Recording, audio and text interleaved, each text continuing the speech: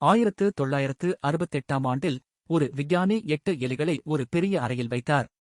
அந்த அறையில் தங்குதடையின்றி உணவும் நீரும் கிடைத்தன. விளையாடுவதற்கு பல பொம்மைகளும் இருந்தன.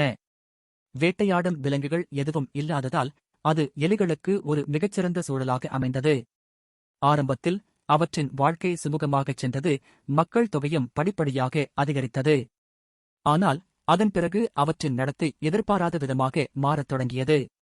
சில ஆண் எலிகள் மிகவும் ஆக்ரோஷமாக மாறி மற்றவற்றை துன்புறுத்தத் தொடங்கின. தாய் எலிகள் தங்கள் குட்டிகளுக்கு பாலூட்டுவதை நிறுத்தியதால் அவை உயிரிழந்தன. பெரும்பாலான எலிகள் இனப்பெருக்கம் செய்வதையே நிறுத்திவிட்டன. இவை அனைத்தும் நடப்பதற்குக் காரணம் அவற்றுக்கு எந்தவொரு நோக்கமும் இல்லாமல் போனதே ஆகும். இதன் விளைவாக மக்கள் தொகை குறையத் தொடங்கி இறுதியில் அந்த முழு கூட்டமுமே அழிந்து போனது.